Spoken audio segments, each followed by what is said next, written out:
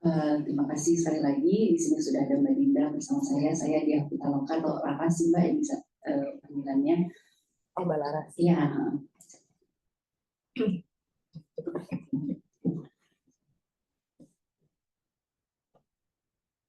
Nggak bisa. Oke, nggak apa-apa. Tadi udah dicoba. Udah ya nggak apa-apa. Jadi ini seperti yang tadi saya sampaikan ya, ini merupakan rangkaian dari kajian kita Muslimah dan Muamalah. Jadi kita memang mengambil tema Muslimah Entrepreneurship gitu ya. Dan kali ini alhamdulillah bersama dengan Mbak Dinda gitu. Ini sifatnya talk show sih Mbak gitu. Jadi teman-teman juga kalau misalkan ada pertanyaan silakan saja gitu. Saling ngobrol aja gitu. Mungkin ini topik yang paling ditunggu gitu ya, terutama untuk yang memang sedang memulai untuk berbisnis karena membagi waktu antara bisnis dan keluarga temanya hari ini gitu. Dan kita tahu bahwa sebagai followers gitu jadi sebagai customer juga ya. Jadi kita tahu Mbak Dinda kan juga sudah berkeluarga dan memiliki bisnis ini gitu ya. Mungkin untuk pertama-tama bisa di-share dulu Mbak memutuskan menjadi entrepreneur, mungkin latar belakangnya seperti apa gitu. Latar belakang ekonomi langsung to the point karena nggak ada yang bisa memicu kita kayaknya ya kalau nggak karena kepentingan yang membantu keluarga gitu ya, membantu orang-orang di sekitar kita gitu. Karena basically dulu aku tuh juga karyawan, aku di perbankan dari awal mulai aku berkarir tuh aku langsung masuk di dunia perbankan. Kemudian di tahun 2012 aku menikah di usia 24 tahun. Terus di 25 tahun aku langsung di dunia ini sama anak. Nah posisinya tuh saat itu aku tuh ya di perbankan juga aku posisinya bukan yang memang senior staff atau officer gitu ya. Jadi memang masih entry level, terus langsung punya anak, terus nggak ada yang jagain anak aku. Sesimpel itu sih. Terus kayaknya kalau aku pakai pengasuh pun gaji aku habis buat bayar pengasuh gitu. Dan kata suamiku ya udahlah kamu di rumah aja saat itu gitu. Yang mungkin aku jadi ke-trigger untuk apa harus resign aja ya dari kantor ini. Padahal aku senang banget di lingkungan kerja aku karena lingkungan kerjanya islami banget, terus nyaman juga. Tapi memang secara jenjang karir kayaknya kalau untuk mencapai top apa namanya yang posisinya bagusnya top level gitu agak lama sih gitu. Jadi memang ya udah apa kita ini aja ya usaha aja gitu. Karena sebelum aku sebelum aku memutuskan untuk resign itu aku tuh udah mulai coba-coba jualan di kantor gitu loh Mbak Laras. Kayak aku ngambil barang di Tanah Abang, jadi pas lagi istirahat aku lari tuh ke Tanah Abang atau Tamrin City karena posisi kantor kan di Duku Atas jadi deket gitu kan. Aku naik Gojek atau naik Metro Mini, saat itu masih ada Metro Mini, terus ambil barang, habis selesai ambil barang aku jualin langsung ke teman-teman kantor. Cuma kan teman kantor tuh biasanya bayar gajian ya gitu.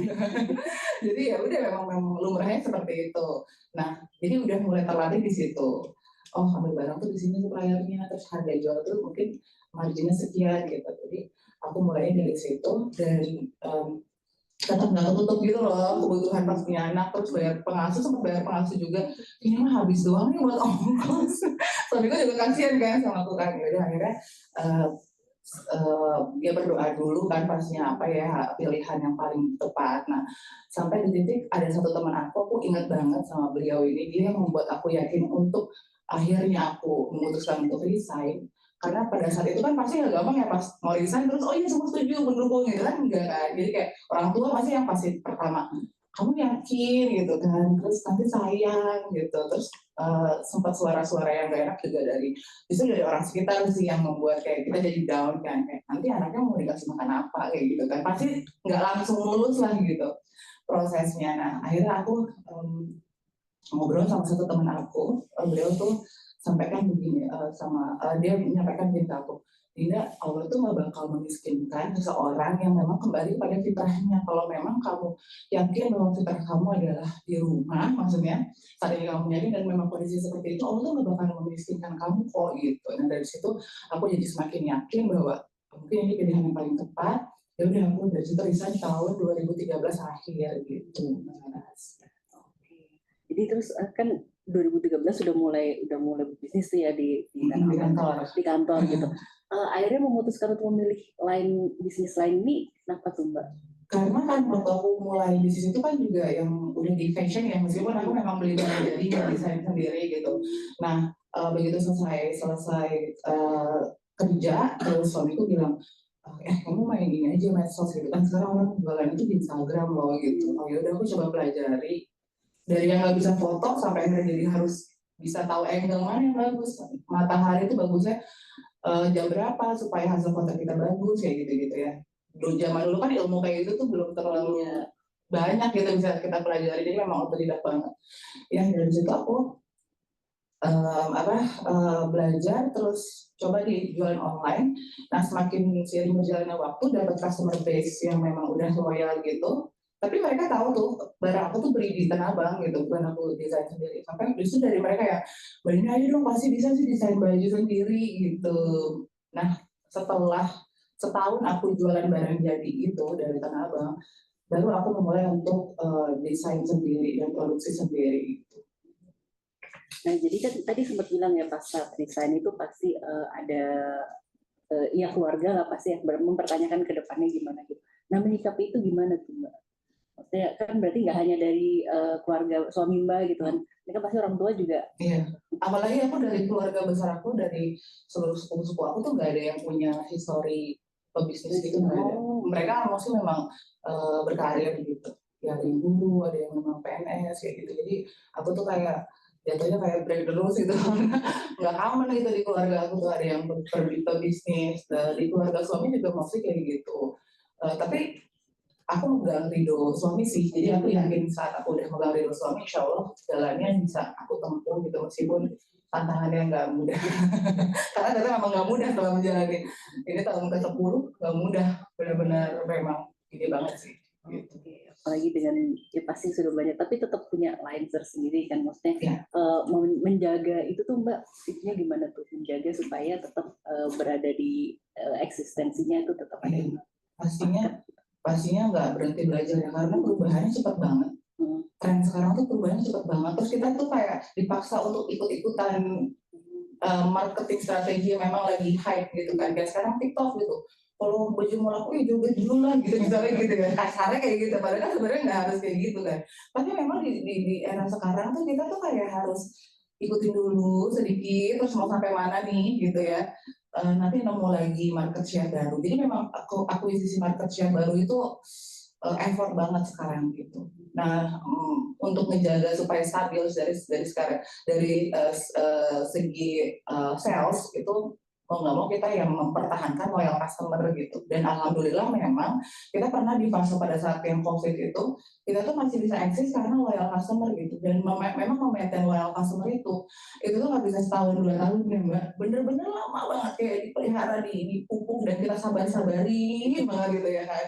Mungkin tim aku udah tahu banget ya, tim aku Putri dia dari zaman dulu udah kenal dari yang customer itu ada harus spesial ini gitu, treatment yang ini tuh enggak gitu, sampai hafal gitu, karena memang mungkin buah dari kita memang memaintain loyal customer gitu. Nah, mungkin ini bagian dari salah satu mulai masuk ke tema gitu. Ini kan berarti anak Mbak Dian udah berapa Mbak? 2. Jadi kan udah masuk ke masa sekolah gitu. Nah itu sekarang ini kan pasti kesibukannya tadi media sosial juga sudah mulai banyak gitu, live dan segala macam gitu. Benar-benar. Nah terus ini membaginya ini gimana nih Mbak? Soalnya kayaknya yang lebih jago yang ibu working mom yang bagi waktu ya. Kalau aku tuh ya memang sih makin kesini makin terasa kayak 24 jam tuh sangat tidak cukup untuk mengelola bisnis, dan pastinya supaya keluarga juga tetap berjalan dengan semestinya. Banyak korbanin itu pasti, banyak banget yang mau korbanin. Terus aku tuh sering banget juga kalau mau tidur minta maaf sama anak aku ya. Maafin mama ya, mama tuh belum bisa menjadi ibu yang baik. Meskipun aku 24 jam tuh sama mereka, cuman kan aku tuh pasti ada jam-jam dimana aku sibuk banget sama urusan aku, terus nggak mau diganggu gitu ya. Bahkan aku kan masih ngambil sesi live malam ya. Aku sesi live malam jam 8 sampai jam 10, dimana tuh jamnya anakku tuh belajar gitu kan. Jadi anakku tuh kadang di samping aku udah megangin worksheet buat besok dia ujian. Lagi ngomong gitu, soalnya kalau misalnya denger suara anak kecil kan langsung ke band kita kan di beberapa marketplace kayak gitu kan, jadi memang sensitif banget. Jadi memang dari hal membagi waktu satu banyak banget pasti yang aku korbanin, yang mana sekiranya aku tuh memang sudah tidak bisa handle. Kalau dulu kayaknya apa namanya mencoba untuk perfeksionis ya Mbak, bangun pagi olahraga, harus itu masak, habis itu ngantar anak sekolah, itu aku mencoba tuh Mbak kayak gitu untuk memperbaiki apa-apa yang kosong yang aku memang belum bisa maksimal di hal itu gitu, kayak misalnya masak. Dulu aku maksain kok setiap hari aku harus masak, mau gimana pun aku harus masak gitu. Tapi terus olahraga gitu kan, harus sambil diet juga nih gitu kan, terus pokoknya semua serba pengen perfect gitu ya. Tapi aku sampai di titik jadi capek sendiri dan jatuh sakit dan recovery itu lama. Karena mungkin stres ya, karena mungkin stres dan pengen tuh semua tuh bisa di handle, padahal kenyataannya nggak akan pernah bisa. Jadi mana-mana yang memang kita bisa take over ataupun kita ya itu misalnya kayak aku jadi sekarang nggak pernah masak udah nggak pernah masak lagi gitu. Jadi aku juga tapi ngomong gitu sama suamiku, sampai suamiku juga ya udah memang istri gue emang nggak bisa punya waktu untuk masakin saat ini belum bisa gitu kan. Terus yang penting anak-anak sekolahnya apa namanya masih bisa aku pegang, karena kan yang nomor satu itu kelas 5 SD, kelas 5 SD dia preteen, terus juga kayaknya emosionalnya lagi mulai ya gitulah pokoknya ngeselin lah gitu. Jadi aku juga menjaga hubungan sama anak supaya tetap baik itu kan kayaknya masih yang lebih prioritas dibanding yang lain gitu untuk aku saat ini. Nah tadi kita bicara tentang dukungan keluarga di awal gitu ya Mbak. Nah kalau sekarang nih udah mulai besar Pulkra gitu, tadi yang mulai membagi, pernah nggak sih maksudnya Mbak juga membagi ini dengan keluarga Mbak gitu, nah dengan suami Mbak dan dengan orang tua atau gimana gitu? Iya. Perjalanannya untuk bisa adaptasi di satu situasi yang baru, kayak misalnya dulu tuh mungkin tahun lalu nggak live streaming juga jualan kencang gitu ya, tiba-tiba berubah, kok aku nggak live, kok stok barang nggak ada yang keluar nih, ada apa gitu kan. Jadi mau nggak mau kan kita adjust, belajar, terus sampai aku tuh belajar public speaking itu dari modul online yang dijual sama Kemal gitu ya, sama Kemal tuh ya radio. Terus sampai aku beli modul online, dia belajar untuk public speaking supaya aku bisa implementasi di live streaming gitu ya, supaya menarik. Karena sekarang juga live streaming kalau misalnya kita nggak attract ke penonton, ya nggak tahu caranya ya, penonton kita sepi, itu impactnya ke sales lagi. Jadi karena aku mengalami fase di mana sales itu anjlok dan gimana nih caranya supaya naik lagi gitu ya, itu kan juga pasti banyak adjustment yang aku lakukan gitu. Dan itu perjalanannya juga nggak mudah. Jadi misalnya tadi aku nggak pernah live streaming malam, tiba-tiba aku harus live, terus bangun jadi kesiangan gitu. Karena kalau udah tuh kalau waktu gitu nggak kayak asik ngobrol sama penonton, terus ngeliat salesnya naik terus berubah terus gitu kan. Kita ketagihan gitu kan, sampai aku jadi lupa waktu. Pernah itu sampai jam 12 malam gitu kan ya. Terus akhirnya besok bangunnya kesiangan. Nah kebetulan kan aku tinggal sama ibu aku. Nah ibuku tuh protes gitu kan, kamu tuh live streaming. Jadi yang aku ini tuh yang aku apa ya, aku kasih pengertian bukan cuma suami ya, jadi ibuku juga gitu. Jadi banyak banget orang yang aku harus kasih pengertian bahwasanya ini lagi kayak gini nih fasenya. Dan ini tuh satu-satunya bukan satu-satunya. Jadi kayak ini tuh ibaratnya sumber utama penghasilan kita gitu ya, yang alhamdulillah bisa kita banyak ambil manfaat dari sini. Jadi aku minta tolong pengertiannya, mungkin bisa saat ini aku harus handle sendiri, nanti mungkin aku bisa ketemu orang yang pas untuk bantu aku sebagai tim kayak gitu kan, karena kan memang hire orang ya beda lagi problemnya gitu gitu sih. Jadi satu-satu dikasih pengertian seperti ini, jadi dari mulai nggak disetujui, diomelin, sampai akhirnya oh yaudah anak gue emang istri gue emang masih ngomong kalau sampai malam gitu kan. Anak-anak pun akhirnya ngerti juga gitu loh Mbak, gitu sih. Jadi berantemnya banyak sih, berantemnya nggak cuma satu orang. Itu mungkin salah satu ya tantangannya lah ya. Mungkin dari sini ada yang mau bertanya loh, jangan saya sendiri yang mau. Ada yang baru mau mulai. Ada yang baru mau mulai, mungkin. Atau udah mulai mungkin ya sambil kerja. Banyak sih teman-teman aku brand owner yang dia juga masih berkarir. Kebetulan kita ada di satu komunitas namanya komunitas Modest Talk. Itu macam-macam backgroundnya. Jadi ada yang memang akhirnya resign untuk fokus ke bisnis. Ada yang memang masih handle keduanya gitu. Karena kan bisnis itu unpredictable banget, apalagi untuk kelas UKM ya. Jadi kita memang harus banyak apa ya, itu dia sih penyesuaian sih sama perubahannya cepat banget. Mungkin kalau belum ada, ini saya lanjutkan. Memulainya lagi itu Mbak, kan ada berarti butuh modal awal gitu ya. Kalau ada beberapa kemarin mungkin ada yang share juga memulai itu dia modalnya dengan bantuan keluarga juga gitu, jadi rembukan juga gitu. Nah kalau ada pengalaman nggak sih, apakah sebaiknya atau mungkin sarannya gitu, apakah sebaiknya memang kita punya modal sendiri atau memang kita punya circle tertentu gitu karena untuk mengurangi potensi kerugian juga ya, gitu. Benar, sekarang udah makin beragam ya pasti model bisnis UKM yang startingnya tuh mau dari mana dulu, mau dari modal sendiri seperti aku, dan sampai saat ini memang aku masih muterin modal aku sendiri sih, tidak ada investor, belum terima investor, karena once kita terima investor kita harus lebih berani untuk running ya, bukan running lagi sih kayak apa namanya tuh kalau sprint udah bukan lagi udah sprint, jadi udah bener-bener lo harus berani dan mau kerja lebih keras gitu kan kalau untuk menerima investor. Dan saat ini aku memang karena aku masih fokus juga ke keluarga juga gitu, jadi aku masih yang seadanya aku bisa kelola yang aku yang kelola gitu. Terus beberapa teman-teman juga pengalaman dari teman-teman yang lain yang memang dia tuh sebelum memulai bisnisnya dia punya bisnis plan yang matang, yang mana dia pokoknya tahun kedua aku udah harus punya investor dan aku udah harus berkembang segini stage-nya gitu ya, journey-nya harus sampai segini gitu. Ada yang memang berhasil dan banyak sih yang berhasil dengan mekanisme tersebut, tapi ya balik lagi sih kita kadang-kadang perempuan tuh konflik of interest itu banyak. Sibuk tapi kita achieve dan sukses tapi pasti banyak di belakang-belakangnya tuh yang kayak ditinggalin gitu kan, berasa ditinggalin padahal sebenarnya anaknya nggak apa-apa juga sih, cuma kita merasa bersalah gitu kan. Nah banyak yang memang sukses dengan metode tersebut, jadi membuka peluang bisa membuka investor, kemudian bisa apa namanya melesat lebih tinggi lebih jauh gitu dibanding mungkin aku yang 10 tahun tapi masih gini aja rasanya gitu, suka merasa seperti itu ya, dia baru 5 tahun udah punya store di berbagai kota dan aku tuh masih gini. Cuman balik lagi sih kita lihat mana yang paling fit ke kita gitu.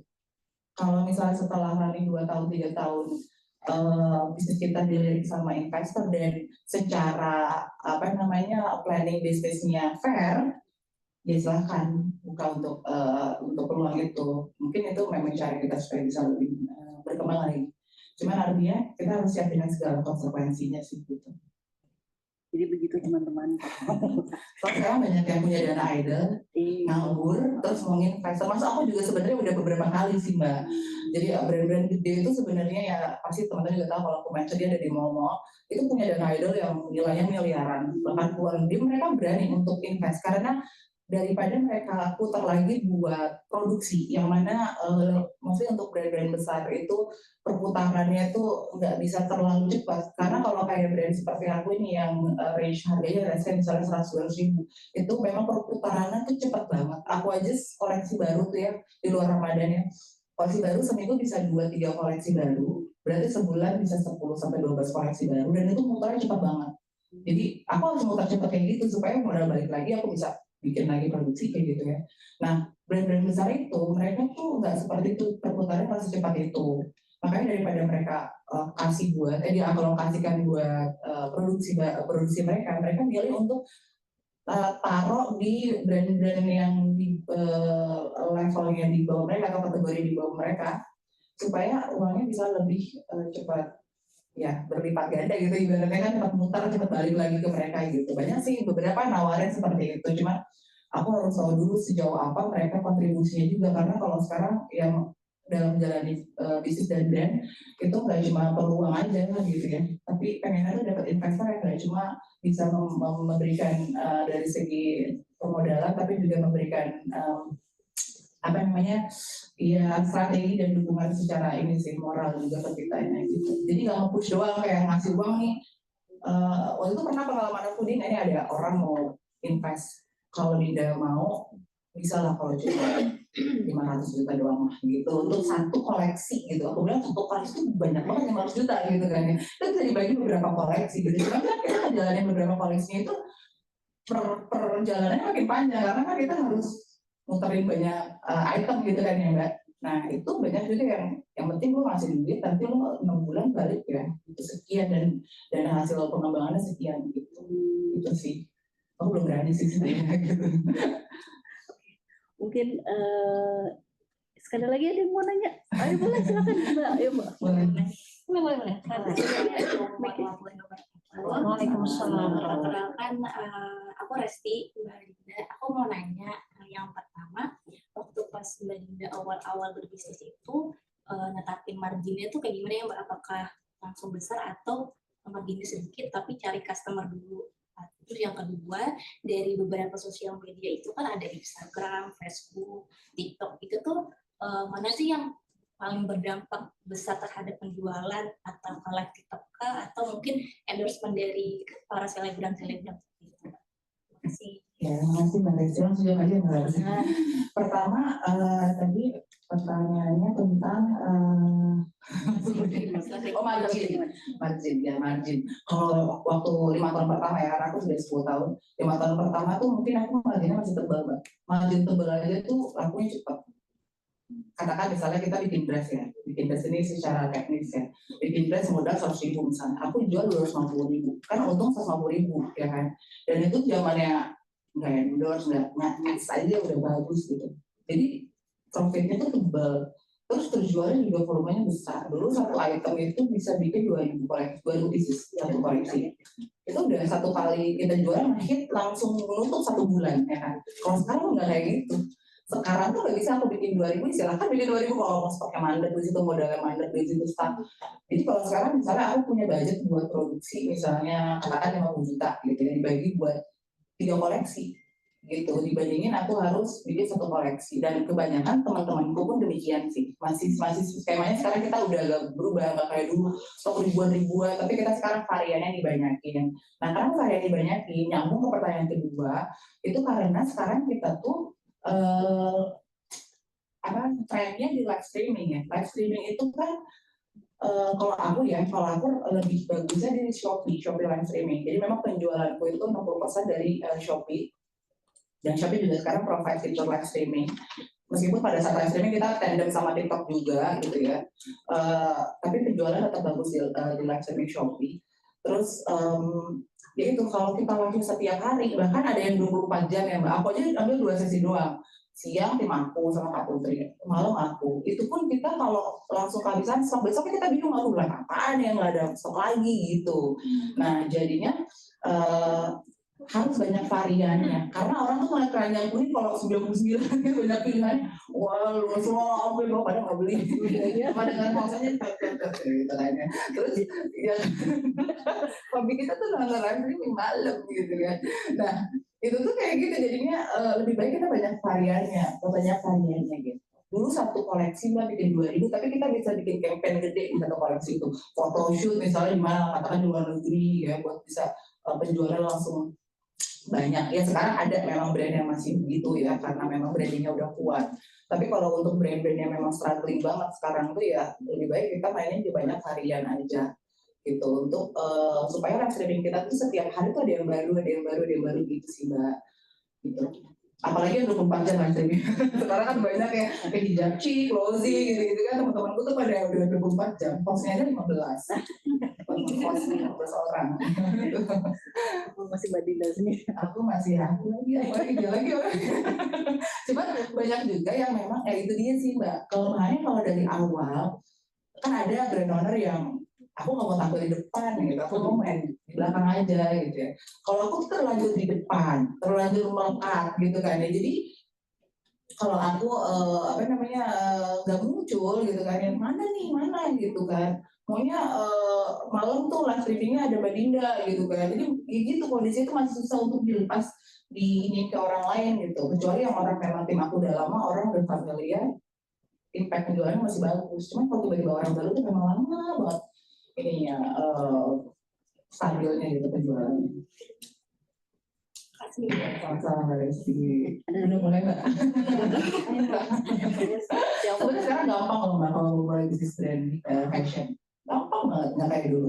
Bahkan satu vendor, misalnya, aku bisa sebutin ya. Ini salah satu tips ya. Iya, karena sekarang itu kita produk bisa sama. Yang membedakan adalah strategi marketing kita. Kita main di kreativitas aja sekarang tuh. Kita lomba di kreativitas. Nah, sekarang tuh kayak aku sebutin ya, misalnya vendor ya, beberapa vendor aku juga pakai mereka. Ada Alia Digital Fintech, dia tuh grupnya Batang Scarf, grupnya Modinity, itu dia one stop service. Mbak datang ke sana ujuk-ujuk mau bikin jilbab, misalnya gitu ya, bikin jilbabnya dia yang desain, dia yang produksi, dia yang packing Semua udah beres. Pokoknya Mbak tinggal mikir how to selling this product aja gitu. Karena kita mikirin marketing aja Mbak, itu bisa pusing Mbak. Gimana jadi bisa terjual ini ya. Itu udah pusing kan. Jadi PR kita adalah marketing strategi. Kalau misalnya kita punya jiwa marketing atau kita merasa kayaknya pinter nih jualan nih, go on gitu. Karena sekarang vendor-vendor tuh udah one stop service gitu, udah ya dia dari awal sampai akhir gitu. Kita tinggal bisa gimana cara jualnya aja dan harganya juga oke gitu. Paling kan kita main di margin aja. Ini aku buka-bukaan aja ya. Kalau untuk modal jilbab print itu biasanya di harganya ya sekelas Alia Digital Print Text aja itu bisa kasih kita di harga 120.000. Udah all in sama packaging. Kalau kita mau tambahin enamel pin gold plat itu beda lagi. Tapi nambah sekitar 3.000 atau 5.000 kayak gitu ya. Udah sih gitu. Jadi memang terjual mungkin bisa 200.000. Dia jualnya dulu ke teman-teman. Nah itu tuh mereka punya stok pattern yang ready Mbak. Jadi udah dipajang nih stok pattern dari ini. Nggak pilih ini gue mau ini, gue suka ini. Atau Mbak udah punya DNA brand yang memang udah dikonsepin dari awal. Mau main warna cuma di sini. Ornamennya cuma yang main misalnya floral dan geometris aja ataupun geometris aja udah main aja di situ gitu sih. Jadi memang sekarang sebenarnya gampang sih di mana-mana tuh bisa. Baju juga bisa FOB langsung. FOB itu full order buyer, full order buyer. Jadi kain dari dia kita tinggal terima jadi. Jadi kita nggak hunting kain lagi, tinggal tanya aja kain yang laku apa mas gitu. Atau Mbak terus yang murah yang saya mau harga jualnya sekian, udah tinggal di adjustment aja sesuai dengan needs kita gitu sih. Oh. Yang penting karena kalau entrepreneur tuh ya mungkin kita bisa bicara mental nih. Kesehatan mental Pasti itu pasti kan Mbak Dinda ini kan punya dua role lah ya, sebagai ibu, sebagai ini gitu kan. Mau pokoknya itu supaya tetap stabil gitu, gimana tuh Mbak? Kan pasti juga ya tadi kan ada naik turun tuh pulkra tuh gitu kan. Dan keluarga juga tetap ada gitu kan. Nah itu tetap sehatnya itu ada bagaimana tuh? Pertama mungkin kalau kita menggeluti dunia bisnis yang kita suka, kayaknya kita mau sampai till the end juga kita akan apa yang kita jalanin lah. Enjoy aja gitu kan. Jadi nggak malu masih mikirin besok gue produksi apa gitu. Itu pasti akan kita jalanin gitu kan. Terus paling kalau yang agak challenging itu kalau kita lagi di titik yang drain banget, habis mikir gitu, jadi capek, terus anak rewel gitu. Kawin aja. Jadi kadang-kadang aduh, tolong dong gitu, jangan gitu. Tapi memang sering sih, namanya anak-anak kan ya. Cuman aku masih pengertian ke anak aku bahwa iya mama lagi sibuk. Sampai tanggal segini dulu udah sibuk-sibuknya gitu. Tolong dong kakak tuh kan anakku yang nomor 1 gitu kan, udah 11 tahun. Kakak tuh tolong bantu mama supaya hari itu nggak rewel nggak nyamper mama kalau lagi terus aku tunjukin gitu loh kalau lagi ini grafik itu segini loh. Kalau mamanya tuh fokus kalian nggak ganggu tuh bisa naik segini. Jadi dia tuh kita ajak lah terlibat gitu kan. Jadi kalau aku bantuin mama tuh ngaruh nih aku jualan mama. Kalau mama dapat jasa bagus, aku besok misalnya boleh beli apa gitu misalnya gitu kan. Jadi aku selalu kasih pengertian gitu ya. Sebenarnya sih susah kan anak sih sebenarnya karena mereka ini banget kan, maunya sama mama gitu kan ya. Itu sih jadi memang untuk menjaga ininya kita harus kasih pengertian juga ke orang-orang yang memang support system kita bahwasanya kondisi kita tuh saat ini berada di sini loh gitu ya. Jadi kita cuma minta leader dan dukungannya aja gitu kan ya. Terus sama yang paling manage ini ya misalnya manage stres ya harus mungkin ya banyak juga temanku yang punya hobi gitu kan ya misalnya olahraga atau apa gitu kan ya. Nah paling itu sih menyalurkannya ke hal lain yang untuk mendistraksi kita kalau kita lagi banyak banget beban yang harus dikerjakan gitu sih. Kenapa? Banyak istighfar kalau ada itu aku. Masya Allah itu banyak kurang istighfar kamu itu. Paling gitu sih. Iya Masya Allah. Ayo lagi teman-teman. Saya udah kehabisan. Kalau mau sharing misalnya jualan apa nggak mesti fashion gitu kan. Karena sekarang sih iya macam-macam ya di Shopee segala macam ada barang yang dijual. Iya tadi mau nanya itu berapa banyak misalkan mau order gitu yang pakai tadi Alia. Oh iya sekarang Mbak banyak banget yang apa namanya bahasa marketingnya mereka lah ya, tanpa minimum order. Nah, tapi itu harus di make sure lagi sih, tanpa minimum order itu seperti apa skemanya. Tapi kalau dari yang aku kenal beberapa vendor aku, mereka produksi kayak 20 bisnis aja tuh udah oke sih, udah mau, tapi harganya pasti beda, paling gitu aja sih Mbak. Tapi artinya kita juga untuk memulai nggak harus yang langsung 100 pieces, 200 pieces gitu. Kecuali kita memang udah yakin ini laku di pasaran, kita udah punya riset kecil-kecilan gitu kan ya. Silakan aja mau langsung banyak, karena yang kita pertimbangin itu adalah cost untuk ininya sih. Kalau kita bicara fashion, barang itu kan juga harus photoshoot, harus di kalau kita mau langsung pakai fotografer yang ya memang udah oke gitu kan, ada cost-nya. Nah kalau misalnya kita produksi sendiri kan cost-nya jadi gede kayak gitu kan ya, paling untuk ngebagi itunya aja sih, variable cost-nya gitu. Tapi nggak ada minimum order sih, mostly memang 20 ayo kak, ayo aku aja ya kalau lagi berjualan jelek gitu ya, udah aku bikin 20 piece aja lah per warna, bikin ada 6 warna 120, yang penting barang tuh ada yang baru terus gitu. Itu sih. Apa namanya, itu berapa vendor tuh yang Mbak gitu sih? Kalau vendor untuk printing ya Mbak, aku kerjasama sama sekitar 4 vendor, dan itu yang di Jakarta hanya Alia aja. Kalau Alia tuh sebenarnya welcome banget, mau walk in langsung ke sana, kayak nanya, ngobrol dulu sama pentingnya itu boleh banget. Nanti di sana tuh semua perlu banget Skype. Itu ya di Pulau Gadung, Alia Digital Printex gitu. Itu di situ memang banyak banget, mau bikin apa juga bisa, kena gitu ya. Terus harganya juga oke. Aku kalau sekarang kita antar brand lain juga udah tukeran informasi kayak gitu loh Mbak, soalnya kayak ini di mana sih bikin logo plat, gini di mana, langsung kasih nomor handphone, nggak ada yang kayak misalnya kasih tahu nanti dia gini, udah nggak zaman kayak gitu, karena kita sekarang bersaingnya di marketing gitu sih. Baju gitu Baju ada yang memang iya, dari mulai kain, desain, nanti kita bisa request desainnya mau kayak gimana, nanti dia produksi sampai selesai. Pokoknya kita tuh udah jadi barang, jadi misalnya rok nih udah jadi rok, baju udah jadi kayak gini gitu kan. Jadi kita tuh nggak dari awal. Kalau aku kan memang ada skema yang kayak gitu, FOB itu namanya full order buyer, yang langsung jadi dari awal sampai akhir sampai kain.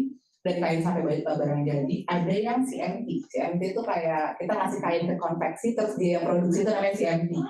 Nah, aku masih memakai 2 skema itu karena gini, bakal kurangannya kadang-kadang kalau yang full order buyer gitu, kita harus yakin dan tahu nih portofolionya dia pernah ngerjain apa aja. Misalnya aku udah sering ngerjain pernah atau outer atau misalnya skirt. Nah, kita harus lihat nih mana yang paling sering dia kerjain, berarti itu yang paling bagus hasilnya.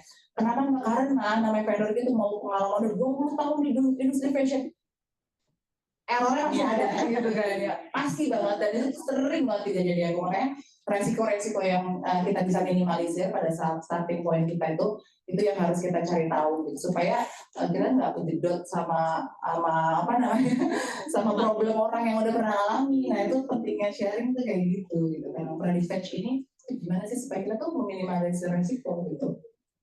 Itu sih Mbak. Iya, sama-sama. Mungkin ada lagi? Oh iya, silakan Mbak. Halo Mbak Ida, nama saya Edi. Ya. Saya mau nanya yang pertama, kalau Kulkas suka ini nggak sih nyari, misalnya riset ke customer aku nih, makin misalnya orang Jakarta. Kalau di Jakarta tuh misalnya dia lebih senang ngetik bunga-bunga kecil misalnya gitu. Kalau misalnya yang ini pakai customer aku yang gacor kayaknya lebih banyak misalnya yang bunganya gede-gede. Bukan itu nggak gitu untuk research brandnya nanti. Biar nanti misalnya aku ngeluarin desain lagi, targetnya yang mungkin yang udah gede atau bunga kecil seperti itu. Oke, makasih Mbak Eni ya. Itu kalau research secara formal research itu ya memang belum pernah sih. Ada satu vendor designer aku, dia ngulik dari awal dari brand bukan dari color yang sering banget aku keluarin, dia recap di satu hasil research Mbak. Maksudnya ini kayak apa namanya brand bukan tuh kecenderungannya sini, terus demografi customer-nya kayak gini gitu kan. Pernah sih secara ini aja, tapi secara nggak terlalu detail gitu ya, intinya general aja. Cuma seiring berjalannya waktu aku udah ngejalanin ini, dan pernah juga kita bazar di luar kota kayak di Makassar yang beda pulau banget nih gitu, bukan orang yang di Pulau Jawa gitu. Seleranya memang beda banget sama kita. Kita bawa, kita kan memang brandnya tuh di warna-warna yang soft gitu kan. Terus kalaupun ada ornamen floral tuh yang kalem gitu. Jadi pas bawa ke sana mereka nggak suka kayak gitu. Jadi udah bawa barang banyak seluruh kampung gitu. Putri ngalamin banget ya. But cuma segitu tapi barang kita nggak mau rugi pokoknya harus selling banyak banget gitu ya. Nah, ada satu produk yang di kita tuh di sini tuh stuck gitu, warna rokok itu warna polos, warna lime. Tapi habis dulu di sana karena mereka senang yang kayak gitu. Jadi aku tuh banyak banget Mbak learning by doing-nya yang jedot tuh oh baru lurus itu jalannya, oh baru mulus gitu. Kalau aku tuh kayak gitu perjalanannya. Jadi memang setelah kesini makin paham dan memang kita mau market share kita mau di mana, jangan sampai DNA brand kita akhirnya luntur karena kita mau ke sana dan mau ke sini gitu. Kalau memang kita yakin dan memang yang selama ini misalnya kayak kita main di warna ABCD kemudian udah melekat banget sama brand kita, ya udah di situ. Kalaupun kita mau explore, jadikan itu kayak special series yang memang misalnya kita mau keluar warna ngejreng nih, aku pernah bikin itu warna ngejreng, aku bikinnya nama seriesnya tuh color block kayak gitu. Jadi memang orang tuh jangan nih keluar warna-warna ini, beli sekali-sekali gitu. Jadi memang penjualannya jadi nggak terlalu jomplang sama yang lain. Paling mainnya di situ aja sih. Jadi pertahanin apa yang menjadi DNA brand kita. Kemudian kalau kita gatal pengen explore ya, karena kan orang kadang-kadang gatal pengen cobain tuh yang itu laku ya gitu ya. Jadi itu special service aja gitu. Dan kuantitasnya jangan terlalu banyak. Itu saja. Mungkin kalau dari saya ya terakhir mungkin terakhir kali ya, atau kalau misalnya ada mau nanya lagi, tapi saya paling ingat kalau Pulkra tuh untuk loyal customer ya seperti tadi disampaikan gitu. Saya ingat banget ada Mbak tuh benar-benar ulik ada yang tertipu, ada, dan itu benar-benar dicari itu sampai jiwa customer service-nya gelap. Itu apa ya yang mendorong Mbak melakukan itu memang purely karena itu atau karena memang demi menjaga brand Pulkra atau memang karena ya ketidakadilan aja gitu? Iya, karena dulu mungkin aku kan awal masuk kan customer service ya, jadi kayak jiwa melayaninya terlalu melayani, jiwa pelayannya terlalu kental. Jadi kayak aku sebel kan ngeliat customer aku ditipu gitu kan. Jadi aku waktu itu aku cari siapa nih orang yang aku posting aja gitu, jangan berani-berani yang kamu nipu kasus saya. Padahal aku juga nggak punya akses ke teman-teman aku yang masih di bank gitu kan. Cuma waktu itu aku tanya, sebelum ketipu nih gimana nih gitu. Terus lihatin nggak sih dia alamatnya di mana? Ya bisa gitu kan. Mau ke siapa lu kan nggak bisa gitu.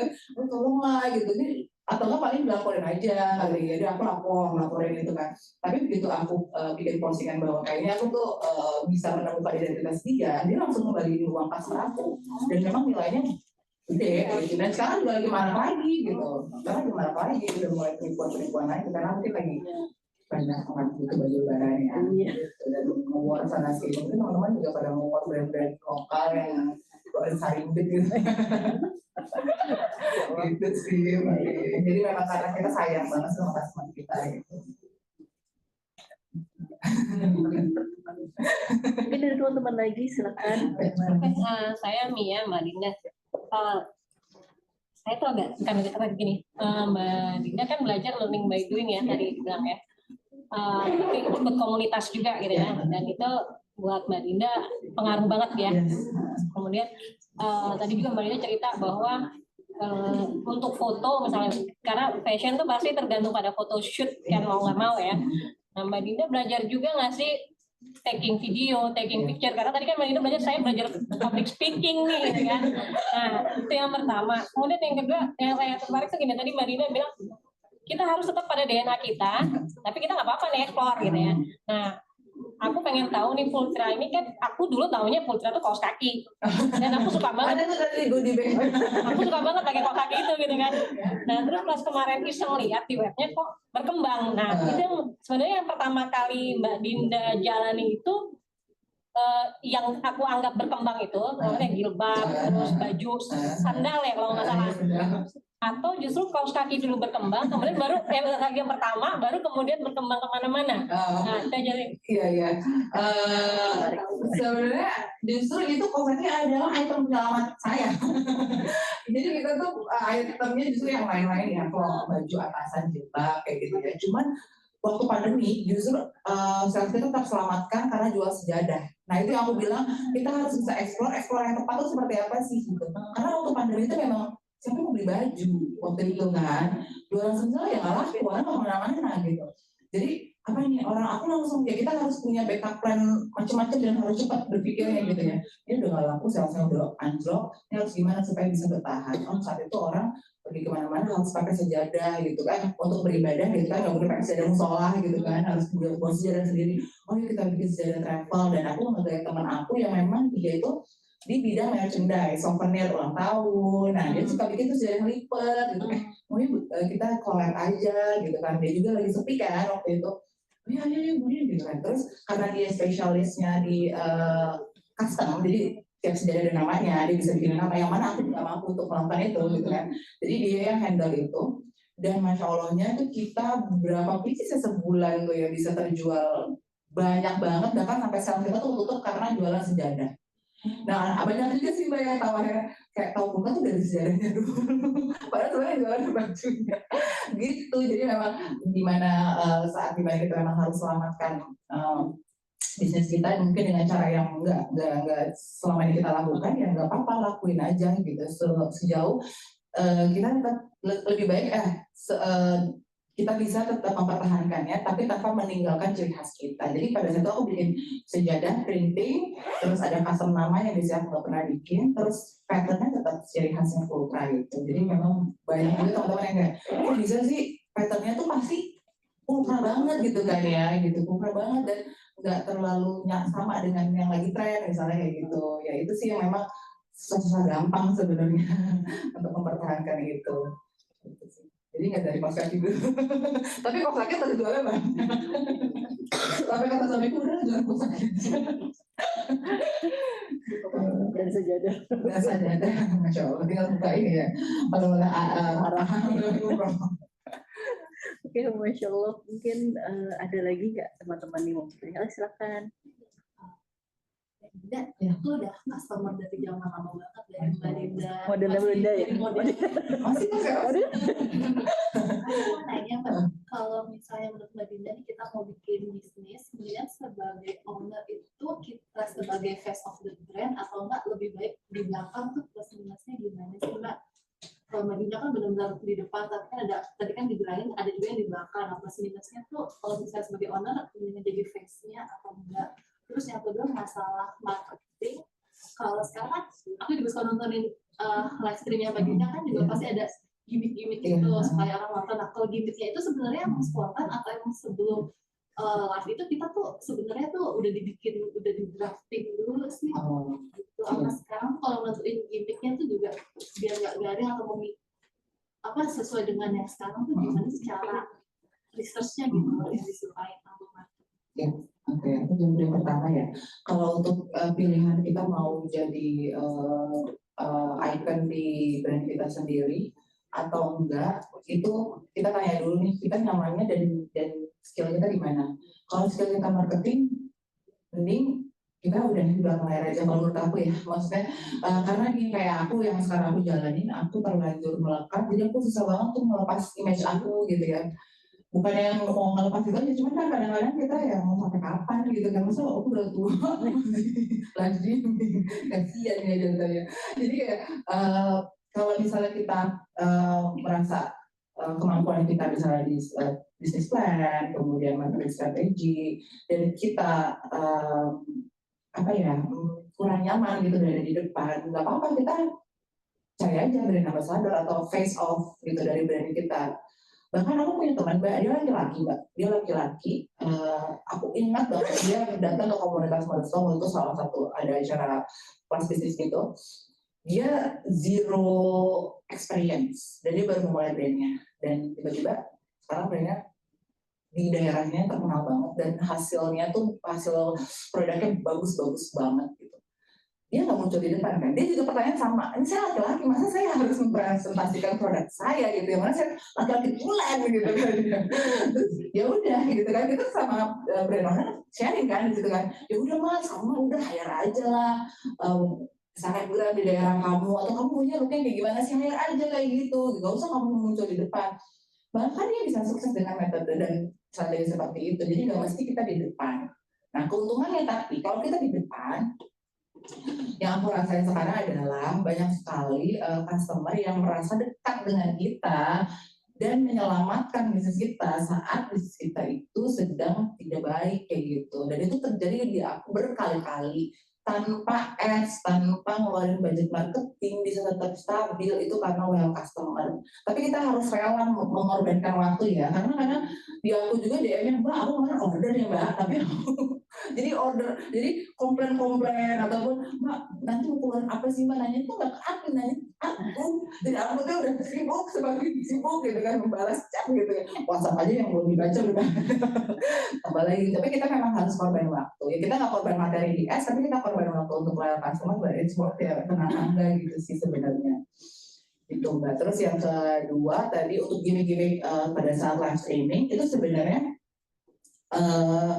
lihat dari tren pastinya, terus ngobrol sama teman-teman, kalau live Shopee bagi poin ya banyak yang nonton, bagi poin lo si poin gimana banyak yang aku belajar isi poin gitu itu karena anak aku isi poin game, kamu juga belajar isi poin Shopee begini, benar ternyata penonton kita tuh bagus gitu, terus ngaruh ke followers biasanya, meskipun dia nggak closing saat itu tapi dia udah aware ada kita di live streaming itu setiap jam itu gitu kan ya. Terus bagi-bagi voucher belanja, karena kan ngapain nonton live streaming orang udah habis kuota tapi nggak dapat potongan misalnya gitu kan, jadi kita keluarin voucher belanja. Nah kadang-kadang dari pihak marketplace-nya juga dia tuh tahu kalau kita tuh udah rutin melakukan live streaming, jadi di support sama dia yang kasih vouchernya, jadi kita nggak usah keluar budget, mereka yang kasih gitu buat kita itu sih. Semangat Semangat mbak. Oke, mungkin itu kan ada lagi nggak teman-teman dari online juga sudah nggak ada ya? Oke, terima kasih banyak. banyak Mbak Dinda. Terima kasih juga buat teman-teman yang sudah hadir di sini dan sudah ikut menyimak serta ikut berpartisipasi dalam kajian talk show ini. Semoga kita doakan semoga program makin berkah dan memberikan berkah juga untuk saudara-saudara kita. Ya, mungkin itu saja dari saya. Terima kasih semuanya. Sebelum diakhiri kita doa kafaratul majelis dulu.